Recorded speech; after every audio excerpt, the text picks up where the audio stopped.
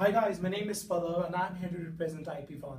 IP1, we have done a lot of work and our group mainly consists of me, Ari, Push and Aaron.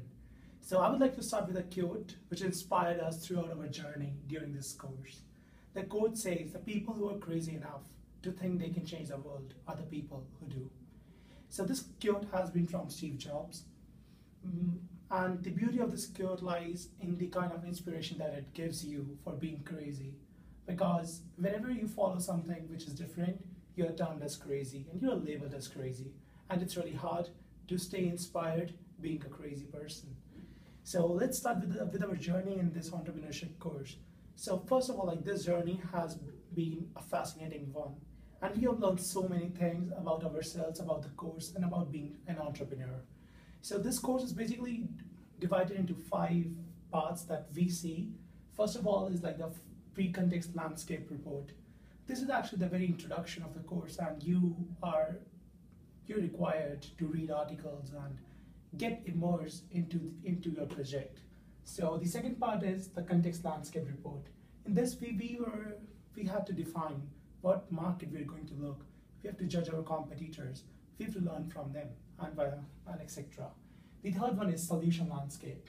Now this one is the hardest one because this one actually gives you the crux of the course, and you have to define a problem statement and you have to define your market, you have to define your customer. So this is much more deeper than anything else. The final is the presentation and the final report. Presentation was a very dynamic way of expressing yourself and what you have learned in this course. And the final report, we're just doing it now. So let's come to the process that we applied and how it changed us throughout our journey. So let me tell you, first of all, we faced a lot of challenges. There was not a single challenge which was easy. Everyone was challenging. That's why it is called challenge, I would say. But the most 3 challenges which we feel were the changing and the turning points in our journey throughout were these 3. So I'm going to talk about each one of them one by one. So we got enrolled in this course and we thought, okay, this is another business course. What we do? We make teams, we make groups, we divide our work, we do our work, we collaborate our work, and then we submit a final report and get an A. But that was a little bit different in this course. What we found out that the team that were formed were not like normal teams. They were created for something which was much more meaningful than getting an A. So we started with a wrong mindset, I would say, but soon we were able to correct ourselves because of the feedback from professor. So this was our first challenge, to get aside from the teachings that society has given us. So we had to first of all unlearn what we already knew. And this is not an easy task because we have been made so much efficient in learning what society teaches us that it's really hard to unlearn and to get the essence of this course. So it took us a lot of time to unlearn whatever we have learned from the society, but let me tell you, it is much more beneficial than any other thing. The next challenge which we face is the challenge of being efficient. As from very childhood, we have been taught that time and tide waits for none, and the clock is ticking. So all these things actually make a lot of pressure on us. So whenever there's a deadline for the report, what we used to do for the first report is that we divided our work. We said, okay, since the clock is ticking and we have to do it by tomorrow like this, so we divided our work and just read some articles, collaborated things, and just put it down, made some good figures, and that's it. But that is where we got it wrong. So initially it was really hard to change the tendency of being efficient, but sooner and later we learned that efficiency has its own cost, and the cost is really high. So as we discussed more with the classmates and with professor, we learned how to be innovative. And being efficient is not at all being innovative, because when we were in the crisis situation and the first report, what we thought is that, okay, we have to do it, we have to think of some ideas. That's the only way that we can do this project, but that's a wrong approach. Because this course has not been about being efficient, it has been more about being intuitive and being able to present yourself to make your inner voice heard. So this is like the way we proceeded. The next challenge that we had was the final challenge, and this would create a maximum impact on our way of thinking. The final challenge, as I would say, is like defining the problem statement. Because it's really hard to think of the problems, and it's even harder to define it in a very particular and precise manner. So what we did for the second last report, the solution landscape, is that initially we came up with a lot of problems. We talked to a lot of people, we interviewed a lot of people, and we looked for the cues, for the small subconscious signals that could tell us what their pain points were. But as we talked to so many people and we brainstormed, we came with 23 problems. But the problem was that none of the problems were problems, they were pain points.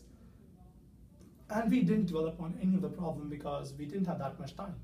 So this is where we got it wrong. And then after getting a very hard bash from the professor, but that was really effective, he gave us an appointment to meet and to tell us what this course is all about.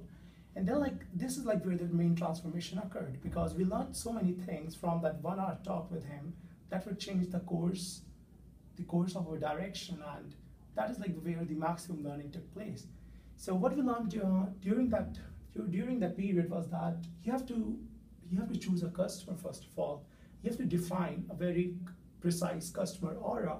You have to know everything about the customer, and then you see the pain points of that customer, and then develop that into a problem statement. But we did it in a wrong way. But soon, we realized that this is not that we didn't waste our time, and we still had time to correct our mistakes. So we again sat down and we defined a customer aura, and we figured out the main problem, and we made a problem statement and a final solution also. So that has been really helpful. You have to define a customer first, then you can define a problem. And now we have developed on all the stuff, so we are already on the part of the final report and the presentation. So during the presentation was a very dynamic learning experience, because you have to say what your project is all about in your mind. It is not about being slides or about anything else. It is about what you believe in and what you have made actually and what you have learned actually. So this is our final thing that we came up with, was a light roll. It is it's like a technology which controls lighting so that you do not feel jet lag the next time you leave your house. So the 3 main takeaways that we as a team realized from this course are as follows. The first is, your team is your family, and believe in that. Because this team is not going to be like any other team. If you really want to get a good grade, or not even grades, if you want to learn this course, then you should be eating with your teammates. You should be discussing really nonsense stuff, because that is where the true intuition lies, and that is where you understand each other at a very much deeper level. So this is my very first advice, that the team is your family. The second one is you have to be fearless, because what we have been taught throughout our journey in the previous courses is that you have to ask good questions to get good marks, or you have to be intelligent, but that is not the true entrepreneurship spirit. The true entrepreneur spirit is, you have to be foolish, you have to be fearless, you have to ask silly questions, and you have to believe in them. That is the main crux of entrepreneurship. So never be afraid to ask any question in the class, and I can assure you that it will always be entertained in the class. And the next learning which I would like to share with you is you have to trust. Trust and faith, those are the only things that will keep you alive in this course. Because each and every moment you will see that you are failing. But you have to believe in yourself. Until and unless you don't believe in yourself, you cannot succeed in this course. Because you will always be surrounded by failures. But you have to believe in the ray of hope. And let me tell you, that will actually come to you. So to represent it metaphorically, I would say we started with here, this is our group, and we had mountains first. So we thought those were hard. But anyways, we survived through them and we reached here. But as we got here, we found there was a sea of water with a lot of sharks. But we somehow passed that also. The last challenge was a volcano. It was really a volcano.